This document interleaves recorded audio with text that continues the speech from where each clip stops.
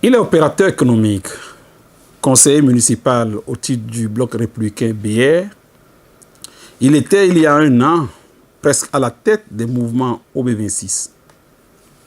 Brutalement, on ne le voit plus sur ce terrain, mais plutôt dans l'essence de sa conviction politique, à savoir le bloc républicain. C'est aussi le Papa Noël des enfants qui distribue chaque année beaucoup de cadeaux pour donner du bonheur aux enfants. C'est Émile Rouneladji. C'est lui que nous avons invité pour vous aujourd'hui pour qu'il nous renseigne sur ce changement brusque.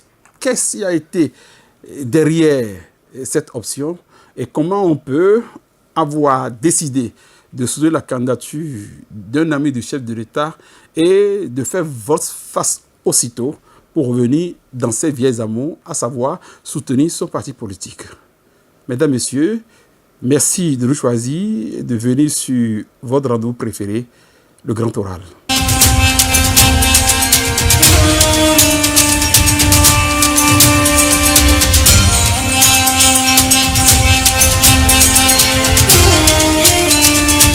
Monsieur Émile Rouneladji, bonsoir et merci de nous choisir sur BLTV depuis les studios du leader de votre parti politique, Abdoulaye Biotchane.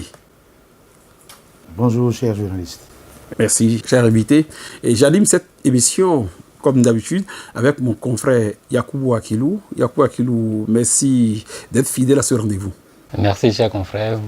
Bonjour, monsieur Émile Rouneladji. Merci d'être présent sur ce plateau. Merci, moi. Et comme d'habitude toujours, c'est M. Akilou qui a le lead. C'est lui qui a l'opportunité de poser la première question à notre invité. Cher Émile Rouneladji, je dirais comme ça au regard de tout ce que vous faites pour les enfants, parce qu'ils vous appellent Papa Bonheur, je dirais. Mais il y a un an, on vous voyait à la tête d'un mouvement ou bien d'une personne dont vous suscitez, et peut-être, je dirais, la candidature, ou bien dont vous faisiez l'écho comme une personnalité de référence. Aujourd'hui, on ne vous voit plus un an après, alors qu'il y a de ces mouvements-là qui suscitent sa candidature. Pourquoi ce changement-là aujourd'hui? Et surtout, quand on vous voit, c'est le BR que vous mettez devant.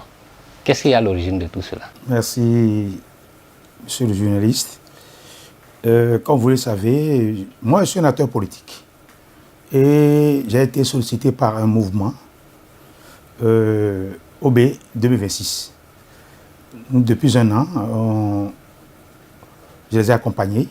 Mais suite à cela, je suis républicain. Je suis du bloc républicain. Je suis un élu au conseil municipal de la ville de Cotonou. Et j'ai été interpellé par le président du parti, je vais nommer le président Abdoulaye Biotchane, qui m'a expliqué le danger que nous courons et que le parti n'a pas encore donné son mot d'ordre.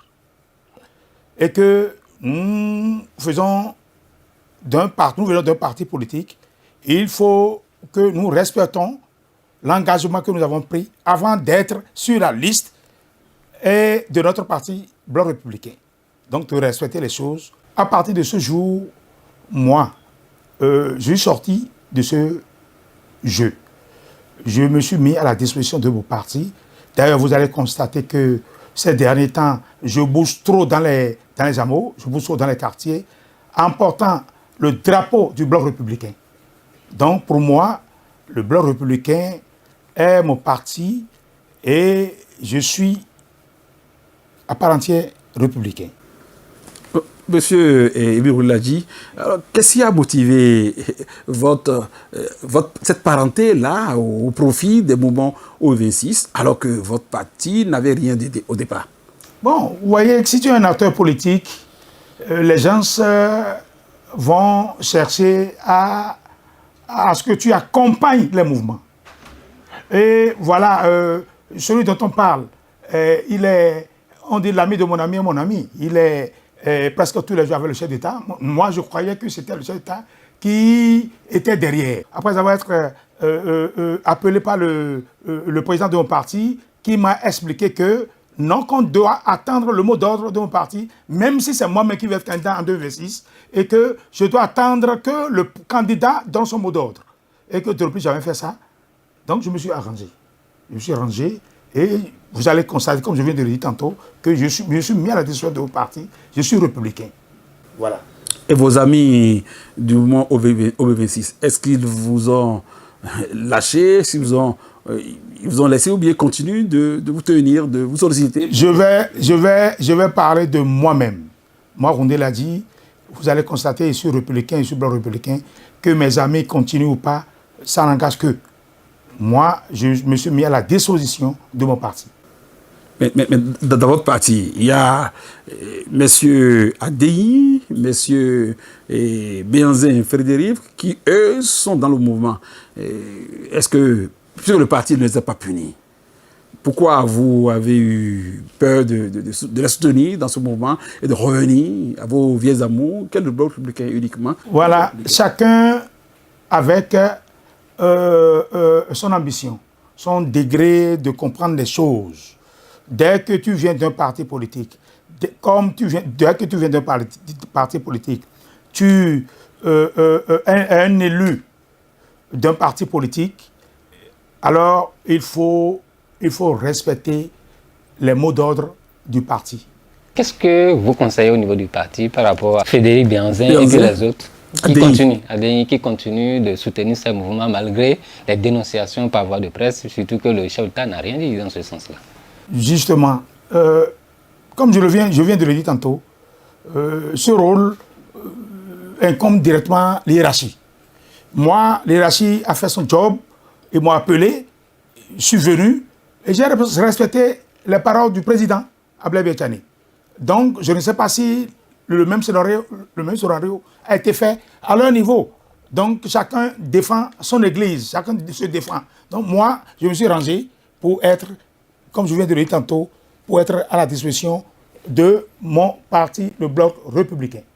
Bon, parlant du parti du Bloc républicain, quelle est l'assise réelle et générale de votre parti aujourd'hui à Cotonou, ville pour laquelle vous êtes élu, conseiller dans le conseil municipal?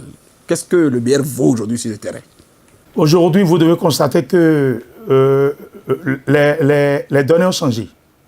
La stratégie a changé, puisque après avoir rencontré, comment dirais-je, une fois le président qui a donné des instructions fermes pour dire que, quel que soit ce qui se passe, nous ne devons pas perdre Cotonou, puisque tous nous vivons à Cotonou. Et nous sommes tous à Cotonou, on a grandi à Cotonou, on est né à Cotonou. Donc, il n'y a pas à négocier pour qu'en 2026, que le BR perd Cotonou. Nous n'allons pas, il n'y a pas d'excuses à faire. Donc, ça veut dire qu'on s'est mis au travail. On s'est mis au travail, toute une équipe, dirigée par le président Albert Biachane même.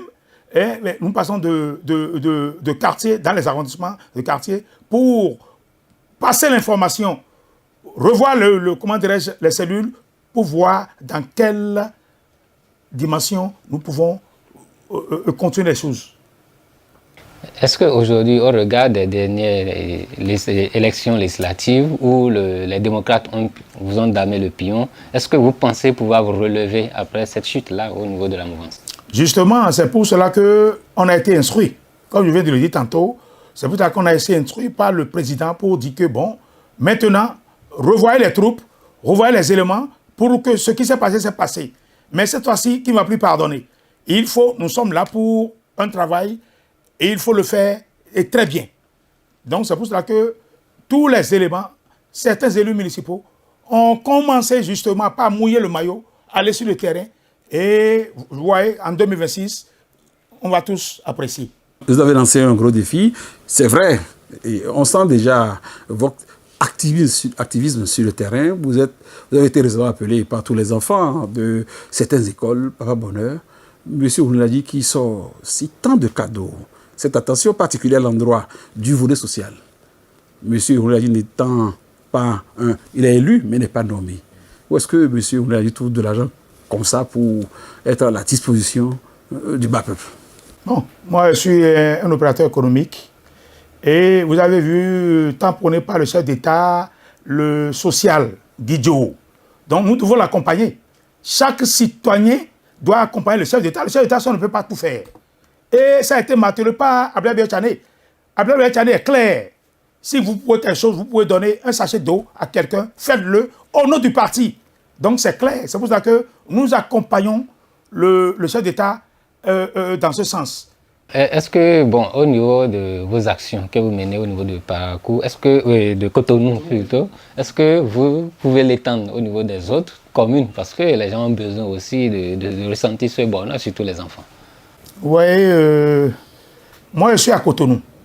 Je crois qu'il y a aussi des amis républicains qui sont dans les autres localités, dans les autres départements, qui peut-être ils ont l'habitude de le faire aussi. Vous voyez, ils ont l'habitude de le faire aussi. Et je parle de Cotonou. Moi, je suis à Cotonou et c'est, dirais-je, c'est une façon, comme je viens de le dire, d'accompagner le chef d'État. Martelez pas à Blaise Diagne. Chaque fin d'année, je donne au minimum 50 000 cadeaux aux enfants de Cotonou et environ.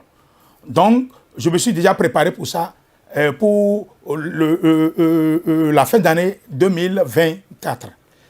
Vous êtes un cas d'école comme Gbadamassi le fait dans la 8e circonscription.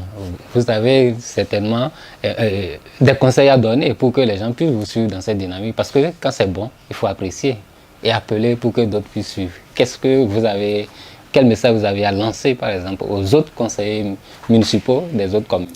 Les autres conseillers municipaux n'ont qu'à emboîter le pas de Gbadamassi et de Gondeladji Émile. Vous voyez, comme l'a dit le chef d'État, il faut appuyer, il faut accompagner le chef d'État. Le chef d'État, là où nous sommes, n'est pas avec nous ici. Mais si tu peux quelque chose pour un enfant ou 2 enfants ou 3, 10 enfants, tu auras la bénédiction divine.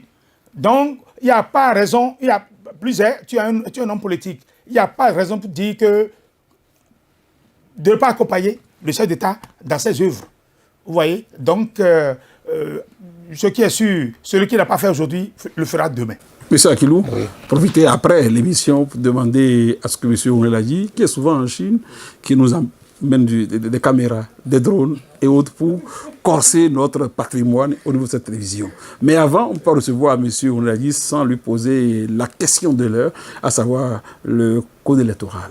Qu'est-ce que monsieur Gondeladji retient de ce code qui a été voté, promulgué et qui fait jaser l'opposition parce que le président Boni Yayi est encore en tournée